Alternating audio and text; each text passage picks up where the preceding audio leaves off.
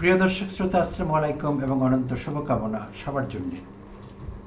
Iran যুদ্ধের গতি প্রকৃতি নিয়ে কিছু ভবিষ্যৎবাণী করে চাইনিজ বংশোদ্ভূত একজন কানাডিয়ান অধ্যাপক, যিনি বর্তমানে বেইজিংয়ে অধ্যাপনা করছেন, তার 2 বছর আগে করা একটি ভিডিও ভাইরাল হয়েছে। বিশ্বব্যাপী সেই ভিডিও বহু মানুষ দেখছে এখন।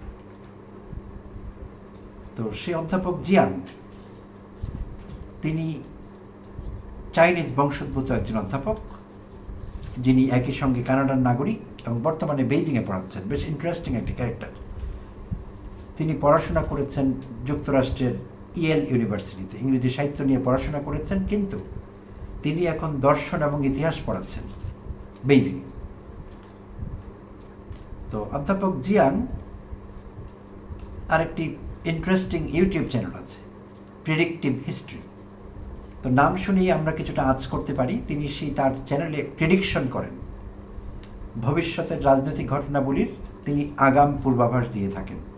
আর সেটি করতে গিয়ে তিনি গেম থিওরি, তারপর ভূ রাজনীতি, এইসব বিষয় ব্যবহার করেন এবং সাকসেসফুলি তিনি অনেক ঐতিহাসিক এবং রাজনৈতিক বিষয়ে ভবিষ্যৎবাণী করেছেন।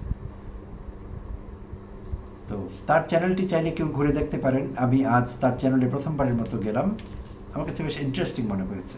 প্রেডিক্টিভ হিস্ট্রি তার চ্যানেলটির নাম।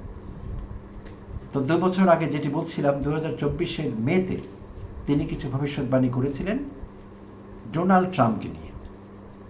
তো সেই ভবিষ্যৎবাণীতে তিনি বলেছিলেন ডোনাল্ড ট্রাম্প আবার ফিরে আসবেন যুক্তরাষ্ট্রের প্রেসিডেন্ট হিসেবে। তো তার সেই ভবিষ্যৎবাণী সফল হয়েছে।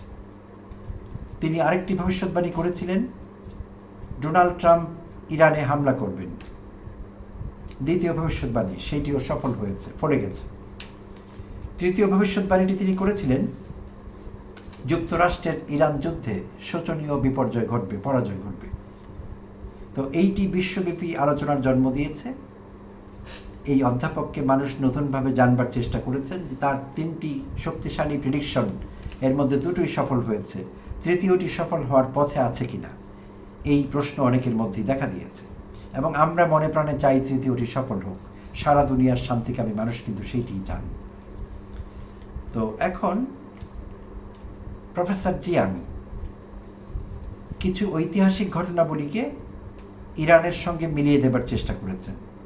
তিনি ইতিহাসের প্যাটার্ন, ভূ রাজনীতি, এই বিষয়গুলো ব্যবহার করে থাকেন তার পলিটিক্যাল প্রেডিকশন করতে। তো এখন ইতিহাসের যে প্যাটার্নের কথা বলছি, হিস্টোরিক্যাল প্যাটার্ন, তিনি এমন কিছু প্যাটার্নের কথা উল্লেখ করেছেন। তিনি সিসিলিয়ান এক্সপেডিশনের কথা বলেছেন। তো সিসিলিয়ান এক্সপেডিশনটি ছিল খ্রিস্টপূর্ব 415 থেকে 413 সালের কথা সেটি। তো অ্যাথেন্সের বিশাল নৌবাহিনী এবং সেনাবাহিনী সিসিলিকে আক্রমণ করেছিল, সিসিলির সিরাকিউস বিশেষভাবে।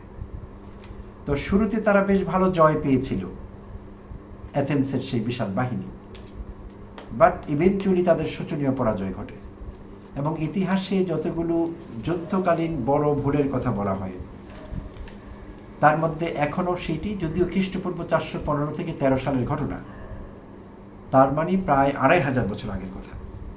সে 2500 বছর আগের যুদ্ধক্ষেত্রে অ্যাথেন্সের সেই বড় ভুলটি, যেটি তাদেরকে সাময়িক জয় পেতে সাহায্য করেছিল এবং তারা খুব অহংকারী হয়ে উঠেছিল যে তারা জয়লাভ করছে, কিন্তু শোচনীয় পরাজয় শেষে হয়েছিল। তো কি কি বড় ভুলের কারণে সেটি হয়েছিল, সেইটি নিরিখে প্রফেসর জিয়াং দেখাবার চেষ্টা করেছেন যে কেন ডোনাল্ড ট্রাম্প এই যুদ্ধে হেরে যাবেন। তো তিনি কিছু ক্রাইটেরিয়া উল্লেখ করেছেন যে ইরান দেশটি ভৌগোলিক অবস্থান, জনসংখ্যার প্যাটার্ন বা ডেমোগ্রাফির ফিচার যা আছে সেইটি, এবং অভ্যন্তরীণ প্রতিরোধ, ইরানের ভেতর থেকে প্রতিরোধ গড়ে তোলবার যে একটি সক্ষমতা এবং তাদের যে প্রবণতা আছে, যেটি পশ্চিমীরা চেষ্টা করেও কয়েক যুগেও কিছু করতে পারেনি। অনেকবার ইরান কিন্তু এই পরিস্থিতির মোকাবেলা করেছে, বাট প্রতিবারই তারা কোনো না কোনোভাবে উতরে গেছে। তো তাই তিনি সেই হিস্টোরিক্যাল প্যাটার্নগুলো এখানে ব্যবহার করেছেন, ডেমোগ্রাফির ক্রাইটেরিয়া বা ফিচার, তারপর ভৌগোলিক অবস্থান এবং দীর্ঘ সরবরাহ পথ এবং মাউন্টেইনাস রিজন। ইরান কিন্তু পার্বত্য একটি দেশ, সেখানে অসংখ্য পাহাড় রয়েছে। তো এই সব কিছু মিলিয়ে ইরানের জিওগ্রাফি দীর্ঘমেয়াদে সেখানে যুদ্ধ চালিয়ে যাবার জন্য মার্কিন সেনাদের জন্য খুব একটা সহজ হবে না। তিনি সেইভাবে বিষয়টি ব্যাখ্যা করবার চেষ্টা করেছেন। তো অনেকে আবার দ্বিতীয় বিশ্বযুদ্ধে 1942 থেকে 43 সনের মধ্যে যে সময়কাল, যদিও দ্বিতীয় বিশ্বযুদ্ধে 1939 থেকে 45 পর্যন্ত হয়েছিল, বাট বিশেষভাবে 42 থেকে 43-এর কথা ধরলে সেখানে ব্যাটল অফ স্টালিনগ্রাড, জার্মানি কয়েক লক্ষ সৈন্য রাশায় নিয়ে এসেছিল, রাশাকে আক্রমণ করেছিল, অবরুদ্ধ করে ফেলেছিল রাশাকে।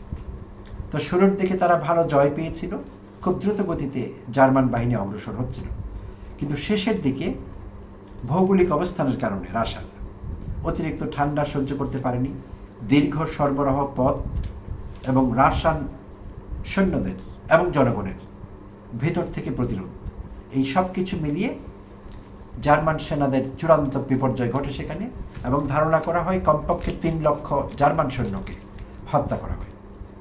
নির্মমভাবে তারা হত্যাকাণ্ডের শিকার হন এবং শোচনীয় পরাজয় ঘটে, এবং এমনকি শেষে রাশান সৈন্যরা বার্লিন দখল করে। তো ইতিহাসে এই বিষয়গুলো ঘটেছে। তাই ঐতিহাসিক প্যাটার্ন দেখিয়ে বা ঐতিহাসিক প্যাটার্নকে ভিত্তি ধরে প্রফেসর জিয়াং দেখাবার চেষ্টা করেছেন কেন যুক্তরাষ্ট্রের শোচনীয় পরাজয় ঘটতে পারে ইরানে।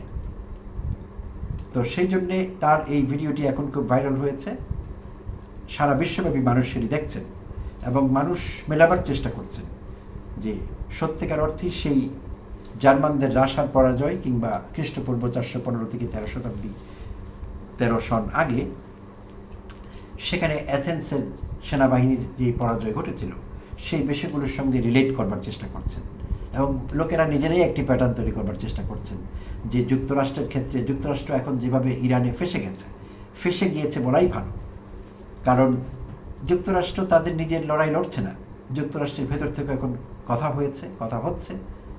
আইন প্রণেতারা ডোনাল্ড ট্রাম্পকে দায়ী করছেন, সাধারণ মানুষ দায়ী করছে, কারণ যুক্তরাষ্ট্র সুস্পষ্টভাবে ইসরায়েলের হয়ে যুদ্ধ করছে, সেখানে একটি প্রক্সি ওয়ার সেখানে তারা লড়ছে, নিজের কিছু না।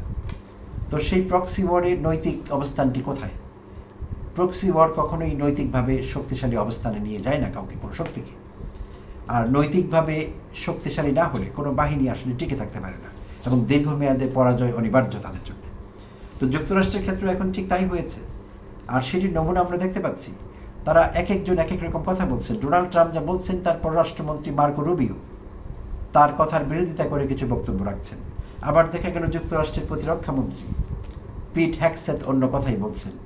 আবার জয়েন্ট চিফস অফ স্টাফের যিনি চেয়ারম্যান ড্যান কেইন, তিনি বিপরীত কিছু বলছেন। অর্থাৎ কেন তারা ইরানে হামলা করেছেন, লক্ষ্য এবং উদ্দেশ্য স্বল্পমেয়াদী, মধ্যমেয়াদী এবং দীর্ঘমেয়াদী এরকম কিছু তাদের নেই, সুস্পষ্টভাবে কখনো সেটি ব্যাখ্যা করতে পারেননি। সেই কারণে যুক্তরাষ্ট্রে সেটি তাদের নিজের দেশে প্রশ্নবিদ্ধ হয়েছেন, ডোনাল্ড ট্রাম্প নিজেই প্রশ্নবিদ্ধ হয়েছেন, এবং পুরো এই যে হামলাটি, এবং ইসরায়েলকে জড়িয়ে লোকেরা কথা বলছে যে এই যুদ্ধ ইসরায়েলের, যুক্তরাষ্ট্রের না, এবং যুক্তরাষ্ট্র কখনই একটি প্রক্সি ওয়ার লড়তে পারে না অ্যাট দেয়ার কস্ট। জনগণের ট্যাক্সের টাকায় তারা সেনাবাহিনী পোষেন, ডোনাল্ড ট্রাম্পকেও পোষেন। তাই যুক্তরাষ্ট্রের ভেতর থেকে কিন্তু বেশ ভালো প্রতিবাদ তৈরি হচ্ছে ধীরে ধীরে হলেও। তো এই জন্যে অনেকে ভাবছেন যে অধ্যাপক জিয়াং যেভাবে ব্যাখ্যা করেছেন, একটি প্রেডিকশন তিনি তৈরি করেছেন, 3টি প্রেডিকশনের মধ্যে 2টো অলরেডি ফলে গিয়েছে, ফলে 3য় প্রেডিকশন ফলে যাওয়ার সম্ভাবনা খুবই জোরালো বলে মনে হচ্ছে। তো আমরা সেই মহেন্দ্র ক্ষণের অপেক্ষায় আছি। প্রিয় দর্শক শ্রোতা, ধন্যবাদ এতক্ষণ সঙ্গে থাকার জন্য।